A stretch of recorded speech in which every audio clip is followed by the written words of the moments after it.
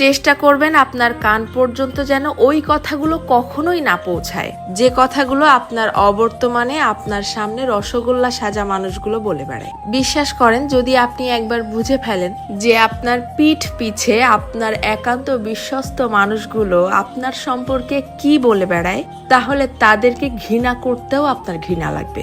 যদি আপনি বুঝে ফেলেন আপনার কান পর্যন্ত কোনো কায়দায় যদি কথাগুলো চলেও আসে, তখন আপনি এমনিতেই নিঃশব্দে মেনে নিতে বাধ্য হবেন যে আপনার আশেপাশে আসলে আপনার বিশ্বাসযোগ্য কেউ নেই। যখন কেউ আপনার প্রশংসা করবে, সেটা তারা কোনো রকম রিয়াকশন ছাড়াই চুপচাপ শুনবে।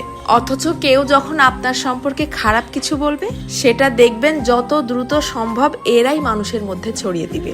আপনি যতই ভালো হন, যতই তাদের হেল্প করেন, যতই তাদের সাথে ভালো মনে মিশতে চাওয়ার চেষ্টা করেন, কোনো লাভ নেই। কারণ এরা আপনাকে হিংসা করতেই বেশি পছন্দ করে।